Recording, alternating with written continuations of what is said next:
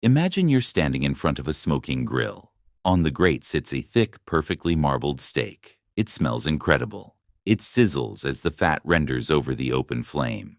You've eaten this 1,000 times. Now, let me ask you a question that sounds stupidly simple at first. Why was that meat from a cow and not a lion? Why not a wolf? Why not a tiger, an eagle, or a panther? Think about it. There are over 1.5 billion cows on Earth right now, raised for one single purpose.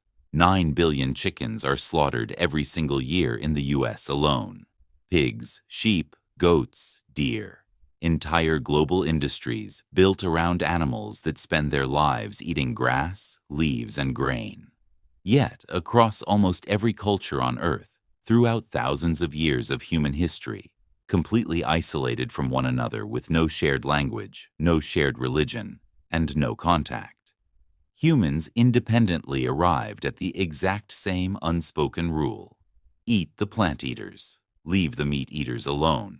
A wolf and a cow are both made of muscle, fat, and protein. On paper, both are just meat. So why does one end up on nearly every dinner plate on the planet, while the other is almost universally off-limits? The answer isn't just culture. It's a brutal combination of high-stakes math, invisible chemical warfare, and an evolutionary memory buried so deep inside your brain that your body already knew the answer before science could ever explain it. And if you stick with me until the end of this video, you'll realize that the real reason we don't eat predators says a lot more about us than it does about them. Let's start with the math, because the math alone completely breaks the idea of eating carnivores. In 1942, an ecologist named Raymond Lindemann unlocked a fundamental law of nature known as the 10% rule. Every single time energy moves up a rung on the food chain, roughly 90% of that energy vanishes. It gets burned off as body heat, spent on running and hunting, or lost during digestion. Only 10% actually survives to get stored as physical body weight in the next animal. Let that sink in. Picture a field of grass that produces 1,000 pounds of energy. That grass supports maybe 100 pounds of deer, and those 100 pounds of deer can support only 10 pounds of wolf. To produce just one single pound of carnivore meat, you need 10 pounds of prey meat beneath it, and those 10 pounds of prey required 100 pounds of plants to grow in the first place. Carnivores are, by biological design, the absolute most expensive food on the planet to build. Farming lions for dinner would mean building massive farms just to raise millions of cows, solely to feed those lions. No civilization in human history, no matter how rich or powerful, ever had that kind of surplus energy to throw away. The math simply never worked. But let's say cost didn't matter. What if you hunted wild wolves or lions for free? That's where you run straight into an invisible biological trap called biomagnification. When an herbivore like a cow eats grass, it ingests a tiny trace amount of heavy metals, environmental toxins, or pollutants from the soil. Its body processes most of it, and the rest sits harmlessly diluted in its tissue. Now look at a predator. A predator eats hundreds of those herbivores over its lifetime. Every trace amount of mercury, lead, arsenic, and synthetic toxin inside every single one of those prey animals doesn't disappear. It accumulates. It concentrates deep within the predator's fat and muscle tissue. By the time you reach an apex carnivore at the top of the food chain, you are looking at a living filter that has spent its entire life quietly absorbing and storing everyone else's poison. This isn't a theory. Arctic explorers in the early 20th century learned this the terrifying way. Stranded in freezing conditions, members of Douglas Mawson's 1911 Antarctic expedition ate their husky dogs' livers out of sheer desperation. Within days, their skin began peeling off in sheets, their hair fell out, their organs failed, and several died. The cause? Hypervitaminosis.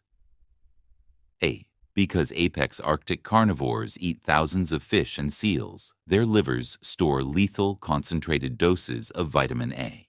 A single meal of polar bear or Arctic husky liver can easily kill a human being.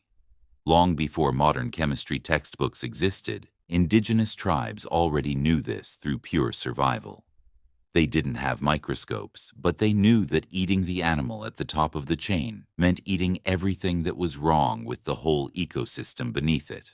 And the dangers don't stop at chemical poisons. They extend to microscopic hitchhikers. Prey animals mostly graze in peace. Predators sprint, stalk, fight, and eat raw decaying flesh. Because carnivores regularly consume infected wild meat, their bodies become hotbeds for brutal parasites. The most famous is a microscopic worm called Trichinella. When humans ingest infected carnivore meat that isn't cooked to extreme temperatures, Trichinella larvae hatch inside the human intestine, bore through the gut wall, and migrate directly into human muscle tissue. The result is excruciating body pain, skyrocketing fevers, and historically, death. To make matters worse, a life spent constantly fighting and hunting floods a predator's body with stress hormones, cortisol, and adrenaline. This drains the glycogen stored in muscle tissue, making carnivore meat notoriously tough, stringy, and foul-tasting. Hunters who have actually eaten mountain lion, wolf, or bear almost always describe it the exact same way. A metallic, pungent, gamey taste that you'd only force down in a true survival emergency. So, cost, chemical toxicity, parasites, and terrible taste. When you stack all four of those biological realities on top of each other, nature had to create a way to protect you from making a fatal mistake at dinner time. And it did. Nature gave you disgust. Psychologists studying human behavior have discovered something fascinating. Humans across every culture share an innate, pre-rational aversion to the idea of eating carnivores. If I offer you a sizzling beef burger right now, your mouth might water. But if I offer you a medium-rare wolf steak, a subtle part of your brain instantly recoils. That physical reaction isn't an accident. It is ancestral memory. Millions of years ago, the early hominids who felt no hesitation about eating apex. Predators often died from parasitic infections and concentrated toxins. They didn't survive to pass on their genes. But the ancestors who felt a gut-level resistance, the ones who looked at a carnivore and felt an unexplainable sense of grossed-out hesitation, lived. They survived, thrived, and passed that exact gut reaction down to you. Your disgust isn't a lack of curiosity. It's an ancient biological defense mechanism built across 1,000,000 years of evolution. Every single meal you have ever eaten was chosen for you by a biological calculation your ancestors ran for thousands of generations without ever writing it down. The cow on your plate isn't just food. It's the safest, most efficient, energy-dense solution to human survival. And the wolf out there in the dark? It was never on the menu. The laws of nature decided that a very long time ago.